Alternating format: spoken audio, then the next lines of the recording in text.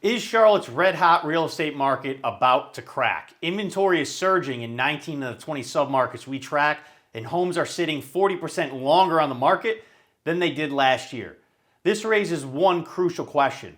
What's next in the 2025 housing market in Charlotte? Now, we've seen explosive growth over the past 3 and 4 years, but the market is starting to shift, and both buyers and sellers are asking themselves, is this bubble finally about to burst? So in today's video, I'll break down the latest January 25 Charlotte market report with the key trends and predictions directly from our MLS. But that's not the only thing we're going to cover today, so stick with me until the end, because if you're considering buying or selling this spring, you're definitely going to want to know these insights. So for those of you who follow my market reports, I track 20 of the top submarkets in Charlotte, and you can see those here on the screen. Now, the average sale price is what I'm showing you here is year over year. You can see the January of 25 versus January of last year. Now, the most interesting thing about this is that out of those 20 submarkets, 8 of those, have seen average price decreases. Now, we haven't seen this, in many of the last previous reports, but we're starting to see it in 8 of these markets. So what is that actually telling us? Well, that's beginning to tell us that some areas of Charlotte, these prices are starting to slowly settle, and come down slightly. Now, as many of you know, we're on a rocket ship for 4 or 5 years here in Charlotte. Prices went up substantially, especially during COVID. So when you see these price decreases, this is relative, in terms of how much it went up over the last 3 years. But I just want to point some things out. Of course, at the top of the screen, you can see these submarkets in green. Double-digit sale price average appreciation, You got Cornelius, Denver, Lake Norman. All of those are prime lake markets that many buyers and sellers are looking for. Of course, a lot of them, the homes up there are on the water. So that's where you see some higher sale prices there on the average. But you got places like Mint Hill, Huntersville, and Mooresville, of course, that are on the outskirts that are still holding strong, and they are increasing. Now, for the city of Charlotte, average sale price went up 11.8% year over year, which is a lot. I mean, you think about the interest rates and where there are, they started to creep up into the 7s in the fourth quarter, and they were high, certainly during the second half of last year. So even with that sale price or the interest rate hikes that we've seen, sale prices here have continued to remain high. Now, if you go down to the section here in red where you had price decreases, you've got at the very bottom Belmont, Concord, Kannapolis, those markets, are on the outskirts. Some of them are 40 minutes away if you're not familiar with Charlotte. So some of those are starting to decrease. Doesn't really shock me there, And the reason is some of it, I believe, has to do with the fact that people now, are being called into the office. We're seeing it in Charlotte, and they don't want to have these super long commutes. Now, during COVID, that was okay. You wouldn't mind driving, you moving out into the suburbs, you could get a better deal. But I think what's happening is these are starting to reflect, some of these work changes we're seeing, especially in the bigger cities. Like Charlotte, we have a big demographic of, white-collar jobs in the banking, consulting, healthcare sectors, and those organizations are calling people back in.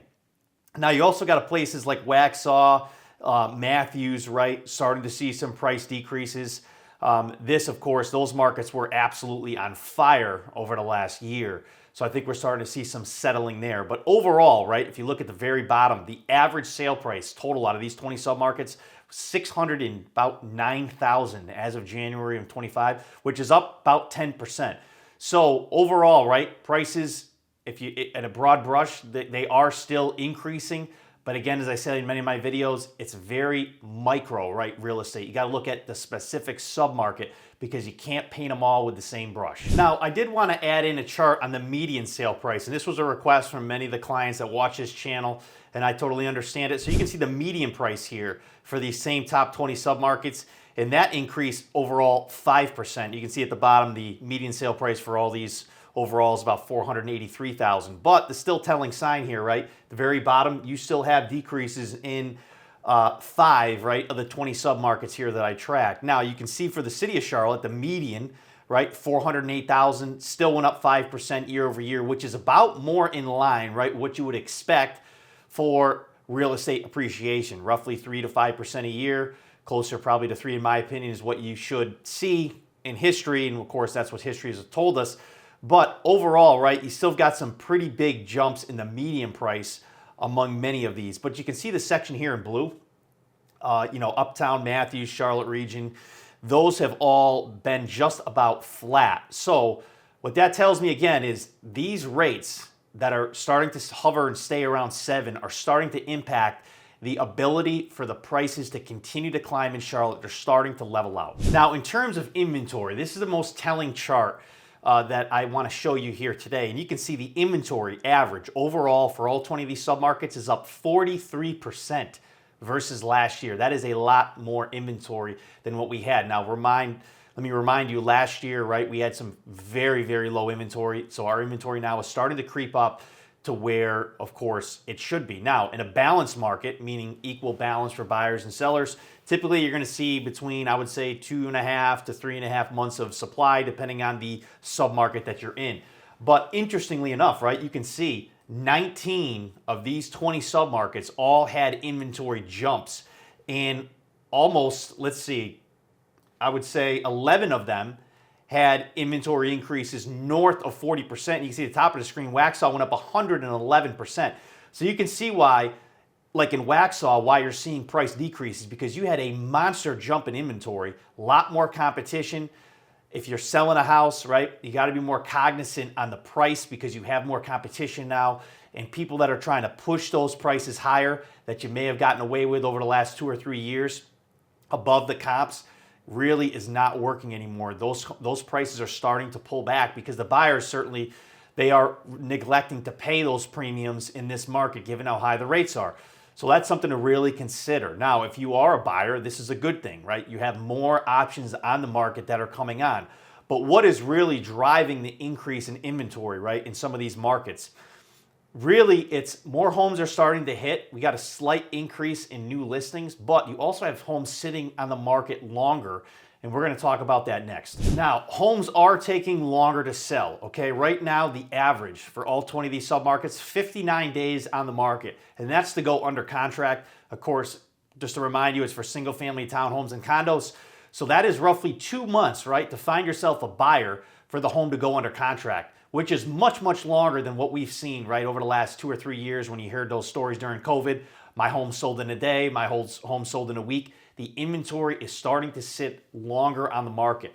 And what does this mean? Well, the longer the days on market adds up, right, and the longer the homes sit out there, the probability of the prices having to come down and readjust are quite high, okay? So the message here is you can see that in basically 18 of these 20 submarkets, inventory has gone up, and it's gone up substantially. The city of Charlotte, we're seeing, of course, days on market jumped 40%. We're at 53 days for a home to go under contract. And if you look at the top of the screen, Waxhaw, 87 days, almost 3 months to get a contract on a home right now in Waxhaw. So these are shifts, right? Fundamental shifts that have happened in the marketplace that you need to be aware of if you're considering buying or selling a home in 2025. So the big question I get is, Mitch, what should I do if I'm a buyer or seller this spring or this year? Should I buy? Should I wait? What should I do?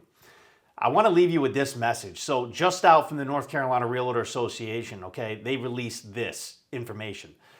One of the most pressing issues facing our state in housing, a newly commissioned study by the NC Realtors in the North Carolina Chamber of Commerce and the North Carolina Home Builders has revealed that North Carolina will need 764,000 rental and for sale units in the next 5 years to meet demand across all its counties. Now let me just stop right there. 764,000 units is a lot, okay, of inventory that we need. That means there is a massive housing shortage still across the entire state. And of course, that's spread by population. Being in the Mecklenburg County area, right, we're a majority of this, right, because it gets pretty desolate as you cross the state. So what does this mean? This means inventory, it's going to take a while for it to pick back up, okay? So I tell all my buyers this: if you're looking and you can afford to get into a property right now, certainly you should consider it. Why? Because the prices, in my opinion, even though they may settle slightly, right, they're not going to drop 30, 40%, 10% like we saw like in 2008. That's just not going to happen. And why won't that happen? Because of this massive shortage that we have. So that's just something to keep in mind. Now, if you're a seller, okay, homes are still selling. However, the good product, meaning the updated, well cared for, clean product is what is selling. Okay, if your home needs a lot of work, or maybe the major systems were neglected over the years, that will come out because the buyers that are buying in this market, okay, they're much more picky than they were during COVID. They're not going to overlook a lot of the repairs that need to be done. They're also not going to buy homes and take on massive maintenance issues that a home may have or neglected because of the cost, right, of replacement, and the cost of repair and remodeling now has also gone up. So just keep this in mind if you're a seller. But the market still is moving, okay? It's not dead. Homes are still selling. You still have the ability to sell your property. But if you have any questions, of course, please reach out. But I appreciate you guys' time today, and I'll talk to you next week.